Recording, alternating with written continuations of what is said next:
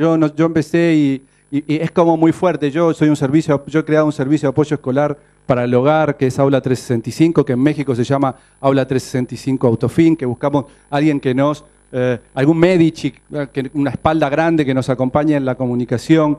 En otros lugares los tengo con Telefónica, bueno, diferentes partners que nos acompañan en el mundo. Y hemos construido una red de aprendizaje social para un mercado que se requería una red de aprendizaje social segura, porque era para chiquititos que entraran de los 4, 5 y más fuerte llegar hasta los 15 años. Era un desafío muy grande. De hecho, imagínense que los chicos de Facebook menores de 14 no se pueden registrar. Y esto es algo así como el Facebook de Aula 365 del aprendizaje. Nadie quería entrar a esto, pero no nadie ahora, mucho menos hace 5 años, cuando se inició. Y en aquella época yo iba con un discurso, proponiendo mi discurso por todos lados, y recibía muchas más. Esto que te escucho decir hoy a vos, si lo hubieras dicho hace 5 años, seguramente lo dijiste, pero habrás visto la resistencia que había en aquella época cuando uno quería contar, porque a la escuela, como toda institución, no le entraba una bala, ¿sí?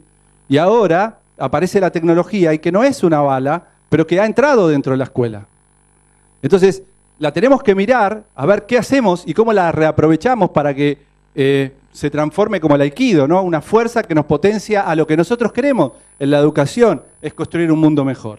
Entonces, bueno, celebro también que mi presentación esté un poquito más obsoleta de lo que era, pero bueno, vamos aprendiendo. Entonces voy a hacer muy rápido porque vieron la presión que me pusieron y tengo 75 slides.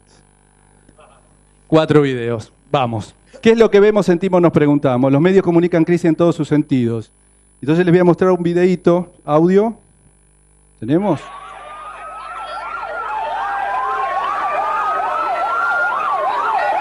Esto es algo muy reciente que vieron todos ustedes, ¿sí? Que son los indignados. Me gustaría que vean la cara del final de este video. La policía, ninguno de esos chicos no pareciera tener educación. Ninguno de esos chicos pareciera que no le ha ido bien en PISA. Esa chica no parece ser una chica que no ha podido ir a la escuela, ¿sí? Es más, pareciera él que no fue nunca a la escuela, ¿no? Y me quedo con esas lágrimas, ¿no? Y me pregunto qué está pasando, ¿no? Porque tenemos los indignados, hablaban de los ninis, ¿no? Entonces los gobiernos pareciera que viven en crisis en todos los sentidos. Hoy nos toca a Argentina, después le toca a México, hace 10 años parecía que España era que todos los teníamos que hacer igual a ellos, y hoy tienen un 40% de los jóvenes de entre 18 a 25 años, chicos que se han preparado en la escuela, ¿qué pasó con ellos? Y ahí hubo un comentario que decías, cuando decías, ¿qué está pasando? ¿Aprobaron el colegio? ¿Fueron las primarias? Y PISA, excelente, 40% en la calle. Pero ustedes dirán, uy, le va mal a España. ¿Tan simple es? ¿O esa fuerza laboral no tiene la preparación, no está preparada para generar riqueza tal que sea parte del juego rápidamente? ¿Ustedes creen que si Santillana no viera ahí 3.000 personas que pudieran potenciar a Santillana, hacerla, no la más grande de Iberoamérica, sino la más grande del mundo, no la toman? ¿Qué pasa ahí? Entonces, a mí me parece que tenemos que profundizar un poquito más en el tema, y esto de los gobiernos, en ese sentido, pareciera que uno a uno van viviendo una crisis. El clima social está en crisis, ya lo vimos, la gente está altamente susceptible. Pareciera que hay un descreimiento total.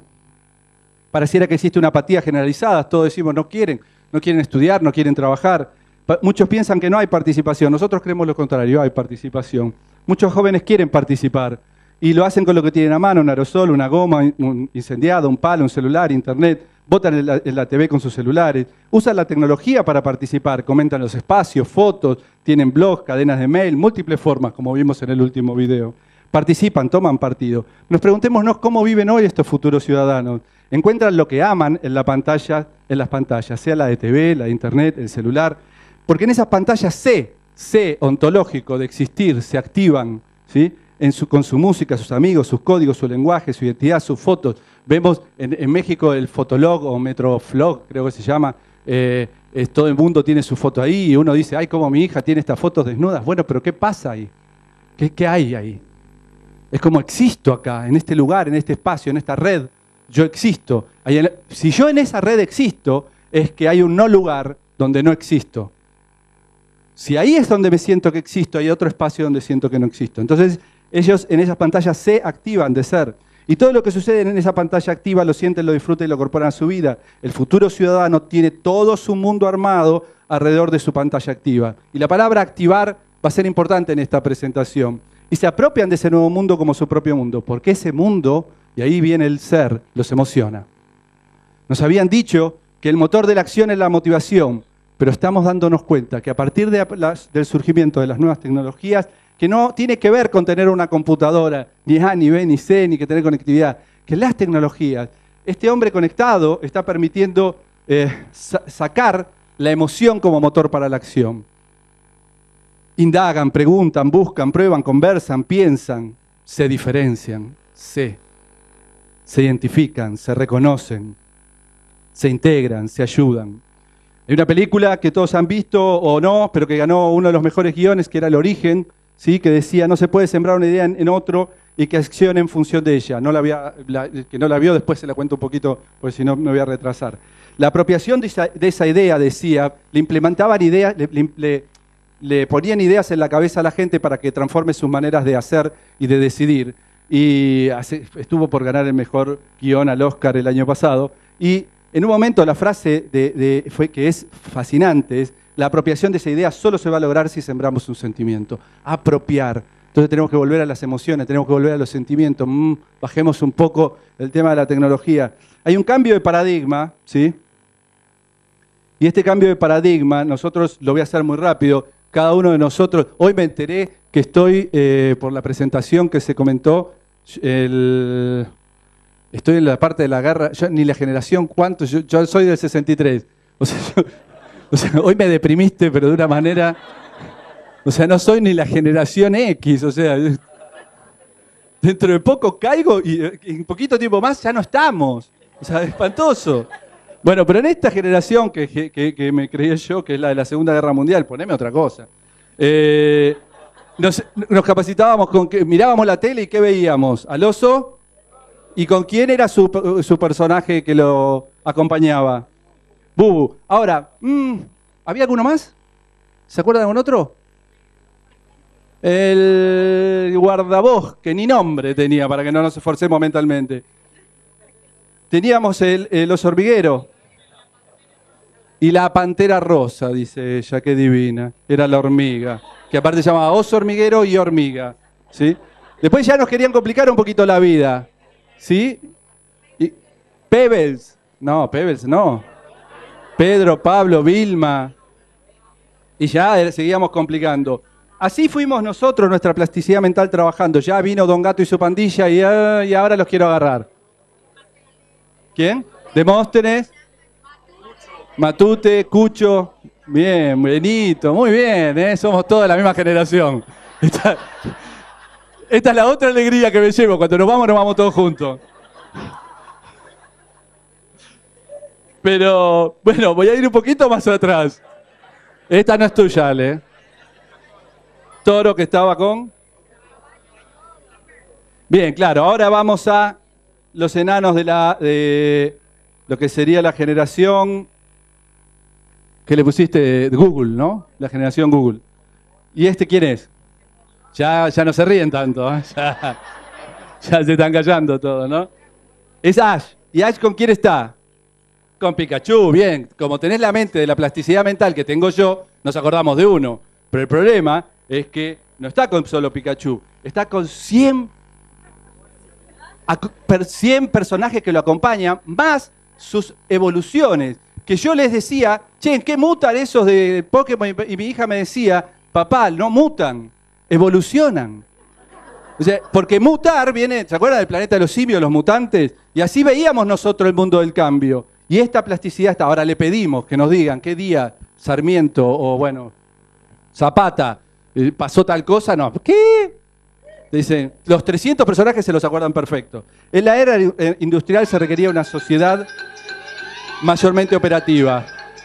Y todos se acuerdan de esta hermosa película. Y yo voy a usar unas palabras de mi amigo Alejandro Pisitelli, que me dijo, eso es una metáfora visual. ¿Te acordás, Alejandro, cuando me decía esto? Y me quedó muy fuerte. Y esta metáfora visual, lo que era esta era industrial, requería operación.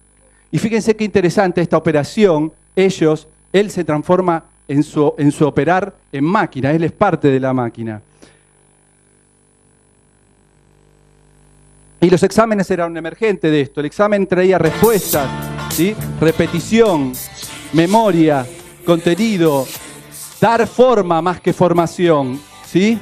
La motivación. Yo me ponías una zanahoria para que yo me mueva. El problema es cuando me sacás la zanahoria. Y si me pones una zanahoria para que me mueva, ¿en qué me transformás? En un burro. De la era industrial emerge una escuela funcional al nuevo paradigma reinante, ¿sí? Entonces el problema es, porque lo escuché a Calderón y digo justo de México, y me tocó la oportunidad, sí, porque tuve que ir con la presidenta allá, y él decía que México necesitaba más educación. Y esto podemos aseverarlo después de ver todo esto. ¿Es con la misma educación que nosotros resolvemos el problema? ¿Es verdad que tenemos que simplificarle la vida a los maestros, a los alumnos, que tenemos que motivarlos? ¿Es eso lo que tenemos que producir con las tecnologías? Entonces traigo lo que decía Einstein, ¿no? Nunca se puede resolver un problema en el nivel que se lo generó. Y ahí voy a traer de la palabra de la etimología de la palabra educación. Hay dos versiones, dos ramas, una es educare, sacar, educere, sacar, hacer, salir, y otra educare, llenar, nutrir. Acuérdense cuando el maestro tenía el rol del maestro era la fuente del saber que llenaba el saco vacío a llenar, ¿no? Entonces hubo en esa época un desbalanceo entre el llenar en vez de sacar. Si ustedes quieren verlo desde un concepto pedagógico, es decir, en mi país se decía, y ya que estamos hablando de Argentina, era composición tema la vaca, ¿sí? Ahora, componer es poner de uno. Que yo puedo escribir sobre la vaca, creo que se llama Milka, creo que es violeta y vive en los Alpes, porque es de lo único que puedo saber de la vaca, porque yo no puedo poner de mí sobre la vaca. Ahora, educere, ¿sí? Es composición tema tu mascota. Y ahí, como decía Silvina, contrabandea que, ¿te importa lo que a mí me pasa? Existo, yo existo, y ahí me conecto. Y si me conecto me activo, como empezábamos y hablábamos antes. Entonces existe un choque entre el viejo y el nuevo paradigma educativo, un choque inevitable, cultural, que lo va a resolver el tiempo y también la gestión. ¿Quién se perjudica en el mientras tanto? Los chicos, los maestros, la familia. Entonces, ¿cuál es la madre de todas las batallas? Lograr la atención, desterrar la apatía, la falta de expectativas. Los chicos se apagan en el aula. Tenemos que lograr vitalizar el aula, volver a darle vida, que haya emoción, que haya conexión, que se activen. Y encontramos en la tecnología una pista que nos puede ayudar al respecto. La solución. Hay un chiste de Gaturro que ustedes van a ver acá, que dice, y es un poco incómodo, pero es la única forma de que los chicos nos presten algo de atención durante la clase, es como que le puso un monitor. Y a los meses, dice, jóvenes, abran el libro de historia a la página 153, Tribunes Aborígenes, las tribunes recolectoras. Y con un gran esfuerzo el gobierno ha cumplido con entregar 30.000 computadoras que producirán la mayor revolución educativa en nuestros países. Jóvenes, y están todos dormidos, ¿no? Al principio. Entonces, al final, el último cuadro dice, jóvenes, abran su archivo PDF en la página 153, Tribunes Aborígenes, las tribus recolectoras, y todos dormidos de nuevo, ¿no? Entonces, creo que por eso celebro la aparición de ustedes en los proyectos, en semejantes proyectos, porque los conozco, sé la historia, sé lo que saben del tema, y llevarlo al mundo pedagógico como lo están pensando, conozco la carrera de Alejandro con respecto al tema, me da mucha alegría por mi país. Entonces tenemos que pasar de mamonis, que se los nombraron, de jóvenes invisibles. Mamonis los que no se van de la casa, los jóvenes invisibles están en Europa, no quieren saber que nadie sepa de ellos, los ninis no quieren ni trabajar ni estudiar, los indignados, a jóvenes dignificados por su participación y sus creaciones, ¿sí? ¿Cómo se suma la escuela a este nuevo modelo? Pasando de una escuela de contenidos, ¿sí?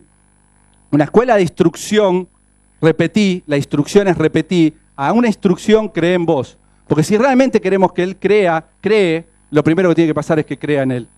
Y si nosotros no logramos que él crea en él, jamás lograremos que innove, jamás lograremos que cree, jamás lograremos que pueda liderar. Entonces, pasando de una escuela de contenido a una escuela de participación, de contenidos, ¿sí? También, de desempeño, si el desempeño es forjar, ¿sí? No formar, y hoy la familia ha perdido ese rol y es la escuela donde lo podemos recuperar, o sea, bienvenida a la escuela para que esto suceda, y de sociabilización.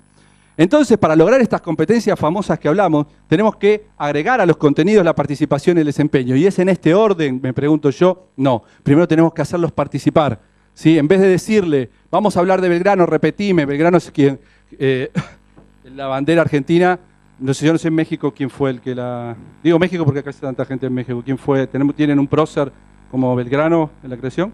¿No?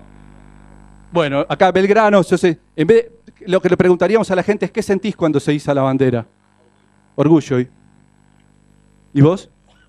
¿Qué sentís cuando se iza la bandera? Alegría, orgullo, alegría. Empezamos a co-construir, a generar una inteligencia colaborativa. Empezamos a sociabilizar, porque alguno de ustedes va a decir nada. Me importa un carajo. Y otro va a decir, solo me gusta cuando se sube la bandera en un partido de fútbol.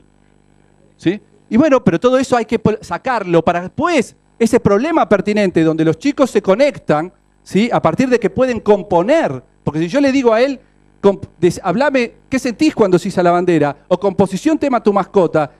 O contame qué vas a comer para llegar a la conversación pertinente que es aparato digestivo, que entendemos que es bueno para las competencias.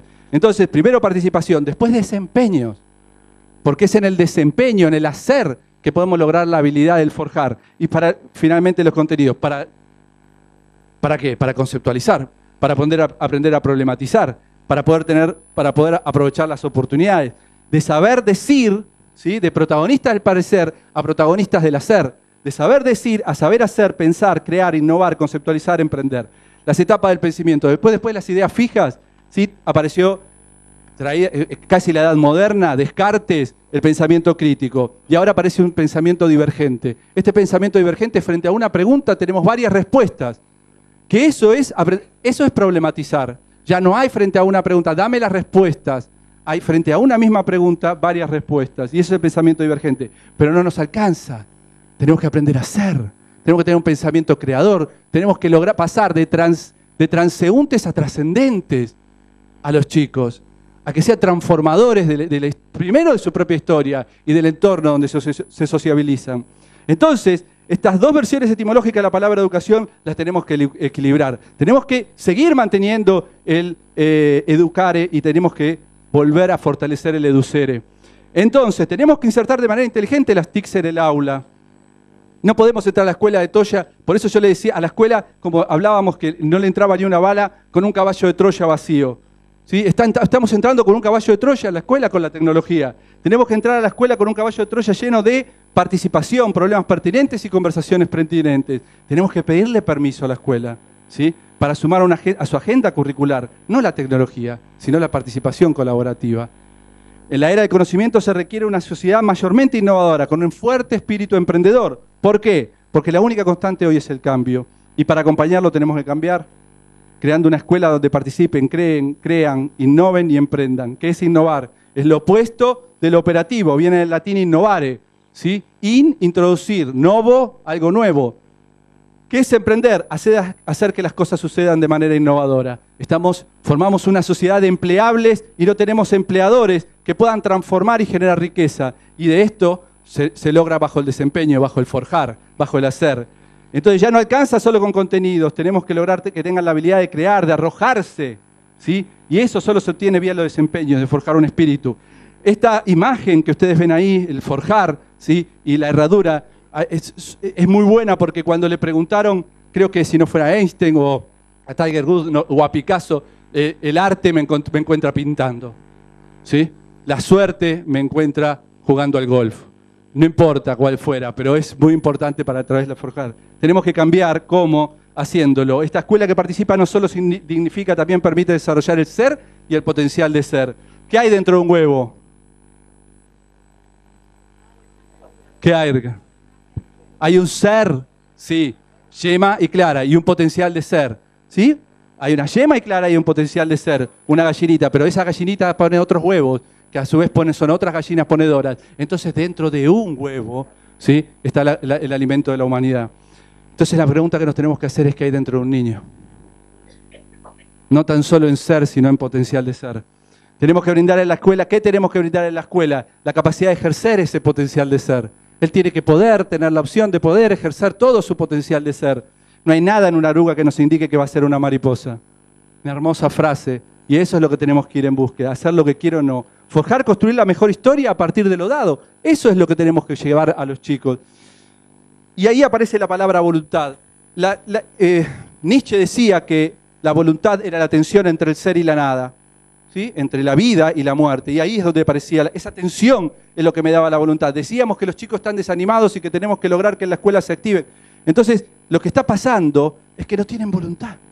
¿Por qué? Porque no pueden. Este es un juego de pelota con pelota, no sé si ustedes lo recuerdan, pero es un juego, la pelotita tiene como una goma. Si la pelotita tira más lejos, si uno puede tirar más lejos la pelotita y esa goma te lleva para allá. Si yo tiro muy poquito la pelotita, no tengo voluntad.